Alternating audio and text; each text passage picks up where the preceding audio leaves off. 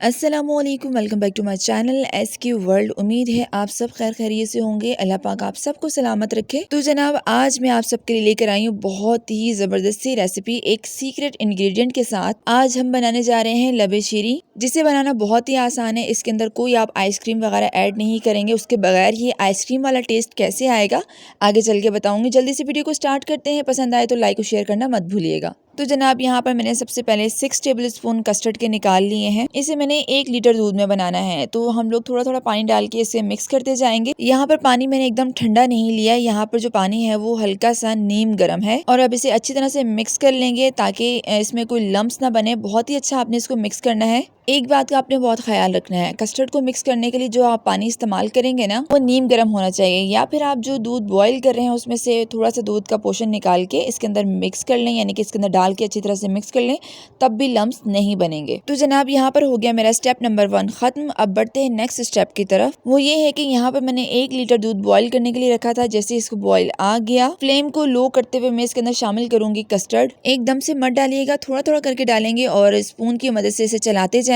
और अब आपने फ्लेम को मीडियम रखना है, लो नहीं रखना और ना ही हाई रखना है। जैसे ही कस्टर्ड और दूध अच्छी तरह से मिक्स हो जाए तो आपने 2 या 3 मिनट के बाद आपने इसके अंदर शामिल करना है चीनी हस्बे जायका। और अब आपने इसे इतना पकाना है कि थोड़ा सा गाढ़ा होने लग जाए। शुगर डालते हुए आपने इस बात का बहुत ख्याल रखना है कि आगे जो भी हम चीजें इसके अंदर ऐड करने वाले हैं वो सब की सब मीठी होंगी, इसलिए शुगर की क्वांटिटी अपने इस कस्टर्ड में आपने कम रखनी है। इससे जो उसका मीठा होगा ना वो एक लेवल में रहेगा, यानी कि खाया जाएगा। क्योंकि इस तरह की डिशेज में जब मीठा बहुत ज्यादा तेज हो जाता है तो उसे खाना मुश्किल हो जाता है, तो बहुत ही एहतियात कीजिएगा। तो जनाब, यहाँ पर फ्लेम को मैंने बिल्कुल ही मीडियम रखा है, लो या हाई नहीं किया, जरूरत ही नहीं पेश आएगी। तो देखें, यहाँ पर देखते ही देखते जो कस्टर्ड है ना वो काफी हद तक गाढ़ा होने लग गया है।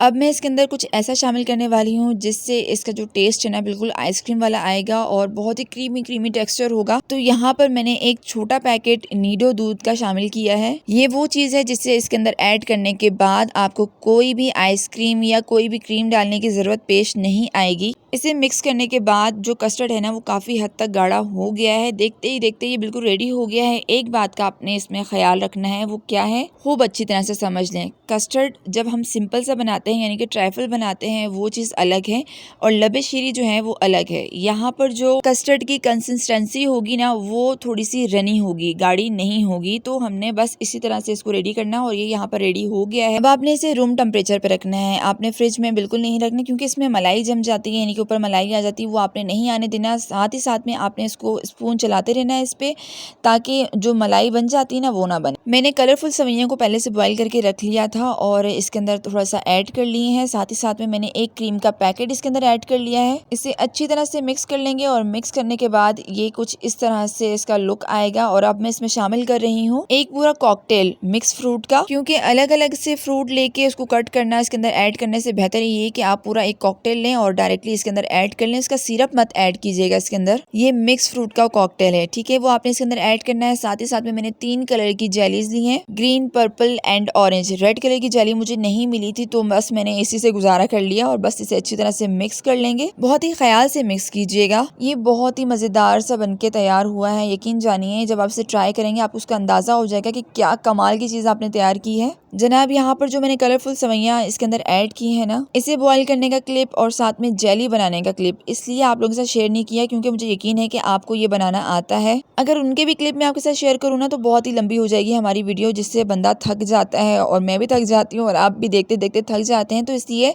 वो मैंने स्किप कर दिया। लेकिन इस रेसिपी से रिलेटेड कुछ भी आपने पूछना है तो जरूर पूछ सकते हैं। आपको आपके हर सवाल का जवाब इसी कमेंट सेक्शन में मिल जाएगा जब आप कमेंट करेंगे। तो जनाब, यहाँ पर हमारा बहुत ही मजेदार से लबे शीरी बनकर तैयार हो गया है। जब इसके अंदर मैंने जेली और फ्रूट ऐड किया था ना, तो कुछ फ्रूट्स और जेली मैंने थोड़ा सा साइड पे करके रख लिए थे ताकि इसके ऊपर वो लगा दिए जाएं, इससे इसके लुक्स और तबाहकुन हो जाएंगे। देखिए, बहुत ही मजेदार, बहुत ही क्रीमी और बहुत ही झटपट तैयार होने वाला लबे शीरी हमारा बनकर तैयार हो गया है। उम्मीद है आपको मेरी आज की रेसिपी पसंद आई होगी। इसे आपने फ्रिज में रख देना है, फुल चिल्ड होने के बाद आपने खाना है। बहुत ही आसान और बहुत ही मजेदार आज की ये रेसिपी। अपना बहुत सारा ख्याल रखिएगा। चैनल पे नए हैं तो इसे जरूर सब्सक्राइब कर दीजिएगा, साथ में लगे बेल आइकन को प्रेस करके ऑल पे क्लिक लाजमी कर दीजिएगा। इससे मेरी आने वाली हर न्यू वीडियो की नोटिफिकेशन आप तक बआसानी पहुंच जाएगी। रेसिपी को लाइक करें, शेयर करें, अपने प्यार भरे कमेंट से भी जरूर नवाज दें। मिलते हैं नेक्स्ट रेसिपी में नेक्स्ट व्लॉग के साथ। अपना बहुत सारा सारा ख्याल रखिएगा, मुझे दुआओं में याद रखिएगा। अल्लाह हाफिज़, फ़ी अमानिल्लाह।